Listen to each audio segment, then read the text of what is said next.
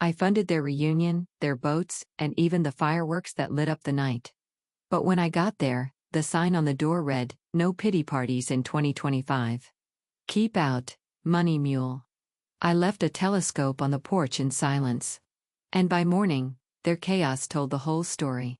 Thanks for joining us today. It's great to have you here. Before we get started, let us know where you're from. Leave a comment with your city. Now, let's pick up the story from where we left off.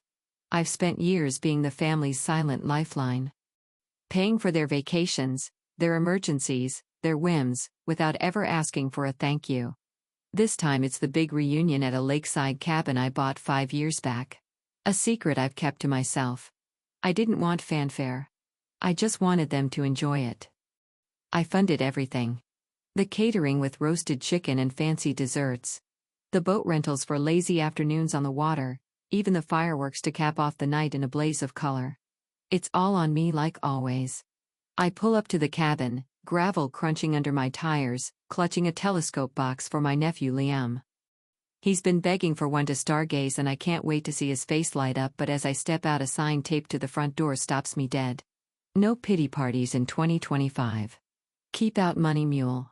It's Tara's handwriting, her loopy cursive smeared with glitter, but the words feel like they came from all of them. My sister, my brother Nate, my parents. A cold wind off the lake tugs at the box in my hands. And I just stand there staring. My mind reels back to everything I've given them. I wired Tara cash for her broken car that somehow turned into a weekend in Napa. I covered Dad's hospital bills when his insurance lapsed. No questions asked. Mom's new deck. That was me too. After she hinted how nice it'd be for family gatherings. I was barely invited to. I never minded. Family's supposed to help, right? But this sign, this cruel little jab, it's a knife twisting in my chest. Inside, I hear them laughing, voices spilling through the cracked window, like the warm glow of the fire they're huddled around. They don't know I'm here, standing on the porch of the cabin I own. The one I poured my savings into so they could play happy family. Or maybe they do know, and that's the point, to remind me I'm not one of them, just the guy who pays the bills. The telescope feels heavier now, a gift for a kid who might not even care, and I wonder how long I've been invisible to them all. I don't leave right away. Something keeps me rooted to that porch. The signs glitter, catching the moonlight like a taunt. I edge closer to the cabin window, peering through a gap in the curtains. Tara's perched on a couch, wine glass in hand, her laugh cutting through the air. He's probably sulking again, waiting for a thank you he'll never get. She says, tossing her hair. Nate sprawled in a chair with a beer snorts. Our little ATM with feelings, pathetic. Mom's voice chimes in, bright and brittle. He should be glad we give him a purpose. Dad just grunts, poking the fire I paid for. His silence louder than words. I clutch the telescope box tighter. My breath fogging the glass. They're tearing into the catered spread. Chicken I ordered, desserts I chose while slicing me apart like I'm the evening's entertainment. I back away, legs shaky, and set Liam's gift on the porch steps. The wrapping paper crinkling under my fingers.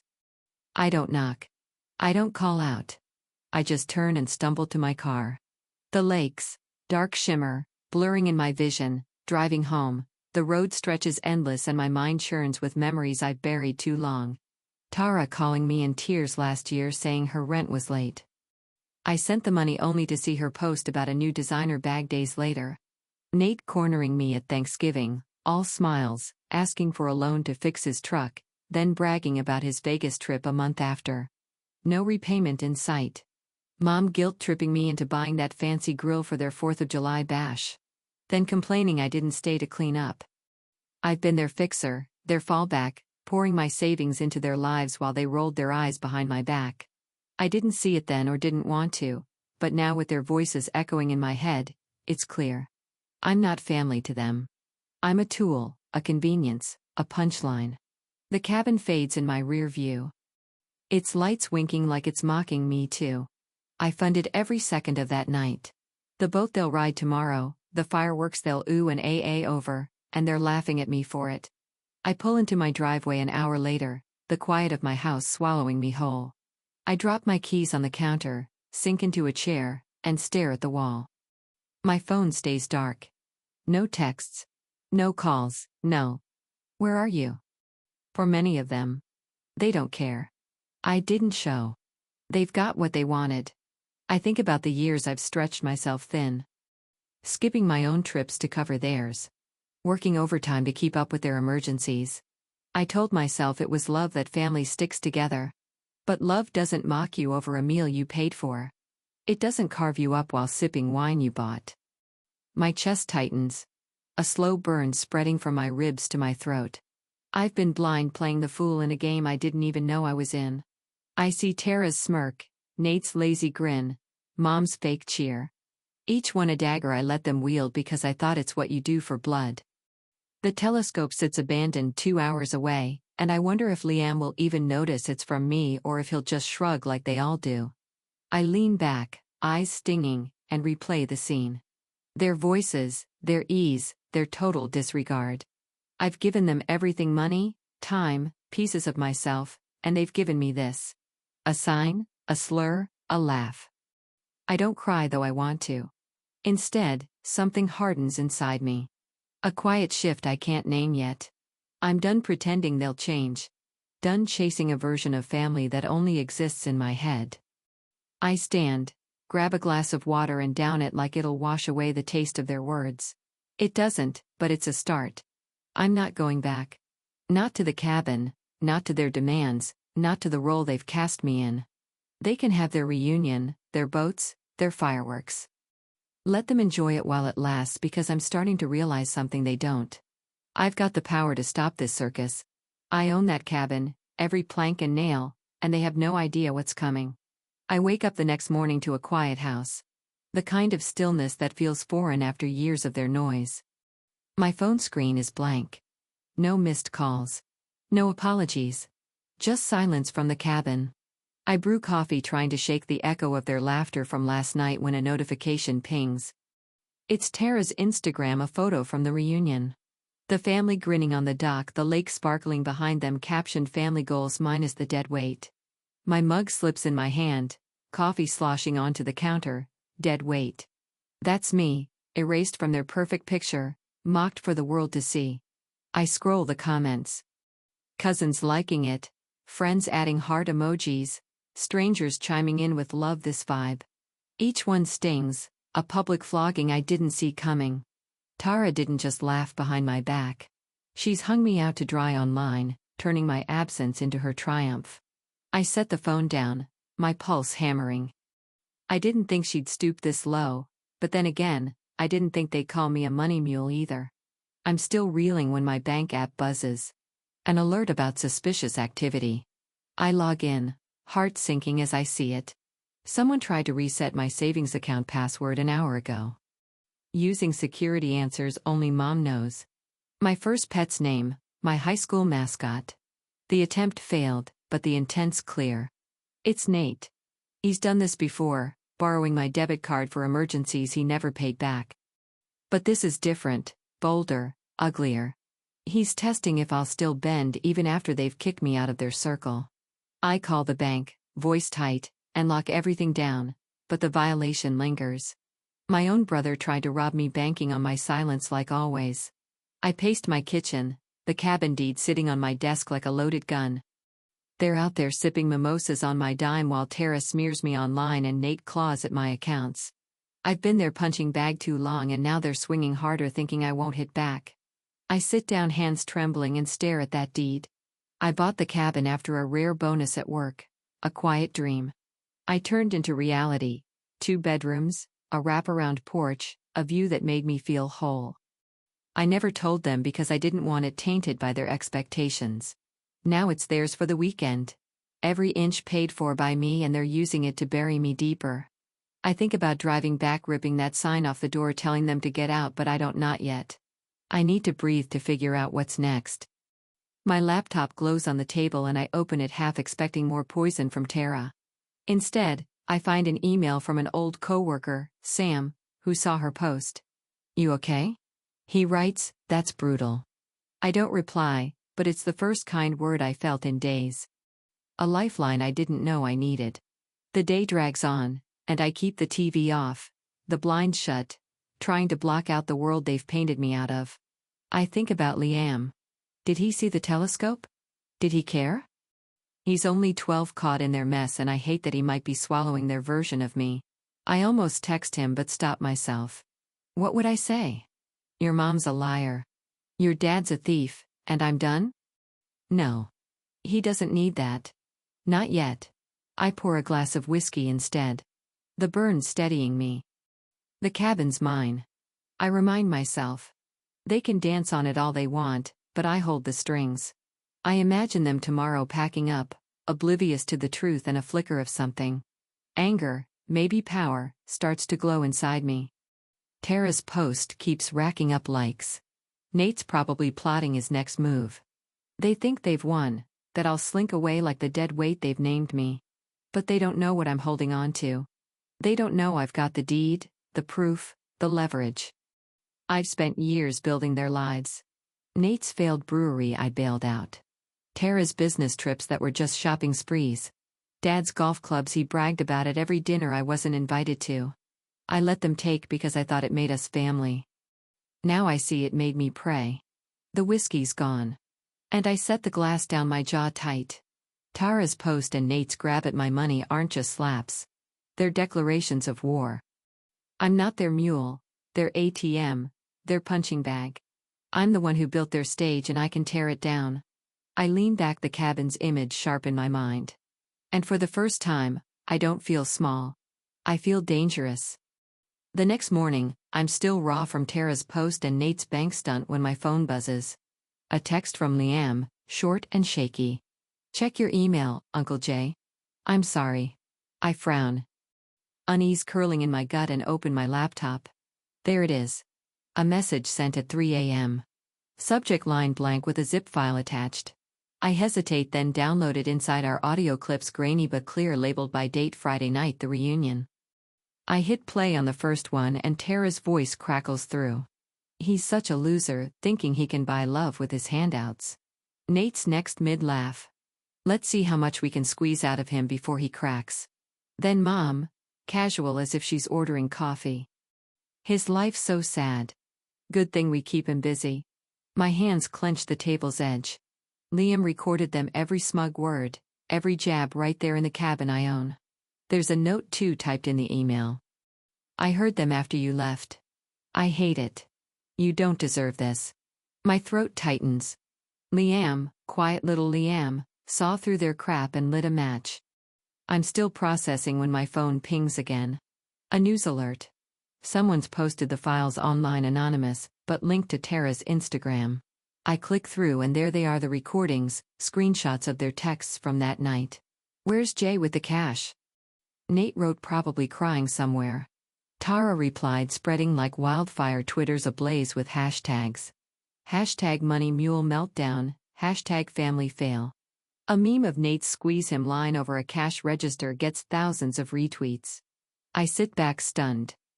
Liam didn't just send this to me. He or someone unleashed it on the world. Tara's freelance client, some eco brand, drops her with a curt statement. We don't align with toxic behavior. Nate's wife, Claire, posts a cryptic truth hurts on her story. And I can almost hear their panic from here. My phone lights up, Mom's name, then Tara's, then Nate's, all calling, all ignored. Voicemails pile up. Mom's pleading, this is a mistake. Fix it. Tara's shrill, you're ruining us.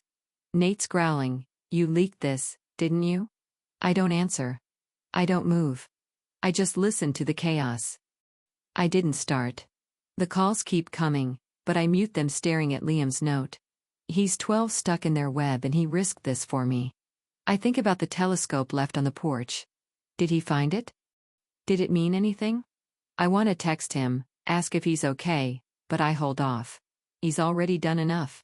Outside, the sun climbs higher, and I feel a strange calm settling in, like the eye of a storm. They're scrambling, clawing at each other, and I'm here untouched for once. I open my laptop again. Scroll through the fallout. A local blog picks it up. Family mocks benefactor at lavish reunion. And the comments flood and disgusting, cut them off, you're better off alone, strangers see it, people I've never met and they're on my side. Sam emails again, saw the mess online, proud of you for not taking their shit, I don't feel proud. Not yet. Just awake. I lean back. The cabin deed's still on my desk. Its edges worn from years of hiding. They're probably still there, packing up, cursing my name over the boat rides and fireworks they enjoyed. My fireworks, my boats. I could call the property manager, have them kicked out midday, but I don't let them stew in their mess a little longer. My mind drifts to the years I let slide, Nate's investment pitches. I funded that went nowhere. Tara's sob stories about tight months that ended in new shoes. Dad's lectures about responsibility. When I hesitated to write another check, I thought I was helping, holding us together. Now I see I was feeding a machine that chewed me up and spat me out. Liam's files are the proof, raw and unfiltered, and the world's eating it up. The phone's silent now, they've given up for the moment. I pour a coffee, sip it slow and let the weight of it sink in. Tara's career's crumbling. Nate's marriage is teetering. Mom and Dad's social circle will whisper about this for months. I didn't lift a finger, but I feel the shift. Anyway, Liam's spark lit the fuse and it's burning through their lies faster than I ever could have planned. I'm not ready to face them, not yet, but I know one thing. They've underestimated me for the last time. The cabin's mine, the truth's out, and I'm done being their scapegoat. I close the laptop, the screen's glow fading, and for the first time in years, I don't feel like I owe anyone a damn thing. I'm sitting on my couch, the cabin deed folded in my lap like a confession, when the doorbell jolts me upright. It's Monday, 2 days since Liam's leak turned their reunion into a public bonfire, and I haven't slept much. I open the door and there's Mom, hair wild, eyes red-rimmed, clutching her purse like it's a lifeline. You have to come, she says, voice cracking as she barges past me. Tara's a wreck. Nate's threatening to sue someone, anyone, and Liam won't even look at us. It's all your fault. She collapses into a chair, hands shaking, and I just stand there blinking. Her words hit like a slap, but I don't flinch. I've heard this tune before: blame me, guilt me, drag me back into their mess. Not this time. I cross my arms, steady my breath, and say I own the cabin. It's out before I can stop it, blunt and heavy like dropping a stone into still water. Her mouth opens, then shuts, her face paling. What? She whispers. Every board, every window, every damn nail. I say, voice low but firm. You ate my food, rode my boats, watched my fireworks, and you called me dead weight. She stares at me, eyes darting like she's searching for a lie, but there's none to find. I step closer. The deed's still warm in my hand and let it sink in. I kept it secret for years. A quiet pride. I didn't want them to taint. Now it's my shield. You didn't know. I say, because I didn't want you to. I thought if I gave enough money, time, love, you'd see me. But you didn't. You saw a mule, a bank, a joke. Her lips tremble, and she starts to speak. We didn't mean, but I cut her off. Don't. I heard you. Liam heard you. The world heard you. Her shoulders slump, and for a second, I see the mom I used to run to, the one who bandaged my knees and sang me to sleep, but that's gone.